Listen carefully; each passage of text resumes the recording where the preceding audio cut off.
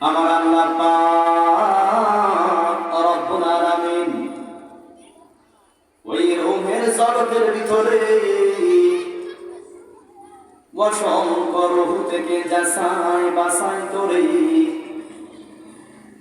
আমাকে আপনাকে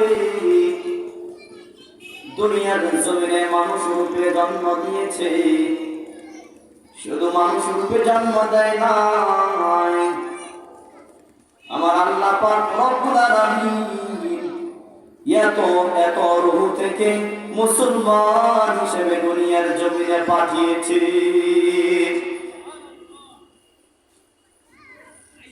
আমাকে আপনাকে তো পারত ইহুদি বানাতে, মুশরিক বানাতে,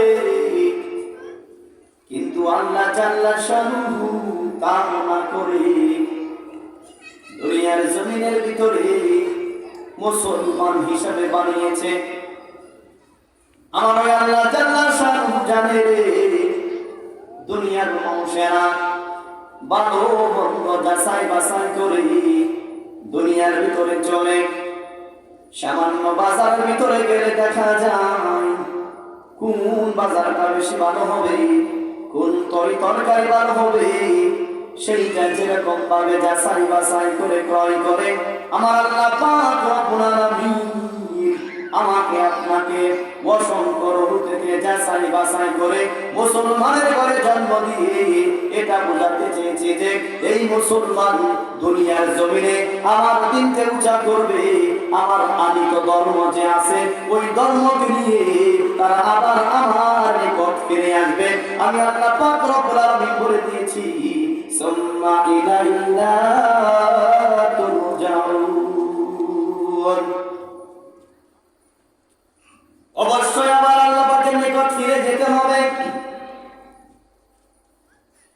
এক শ্রেণীর মানুষেরা প্রশ্ন করে দুনিয়ার জমিনে মনে হয় আমাকে আপনাকে অহেতুক সৃষ্টি করেছে।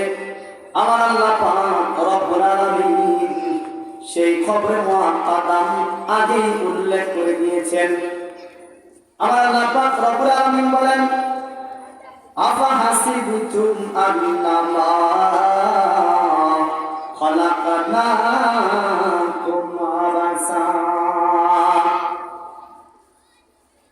ওহে দুনিয়ার মানুষেরা রে, তোমরা কি ধারণা করো আমার আল্লাহ পাক রব্বুল আলামিন তোমাদেরকে মনে হয় অহেতুক খামাখা সৃষ্টি করেছে? না রে না,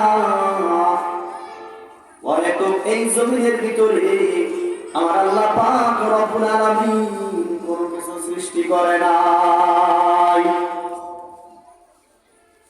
অন্যত্র আল্লাহ পাক রব্বুল আলামিন বলেন ওয়া মা খালাকাতুল জিন্না ওয়াল ইনসা ইল্লা লিয়াবুদুন, যে আমি আমার বান্দাদেরকে সৃজন করেছি যাতে করে আমার ইবাদত বندگی করতে পারে।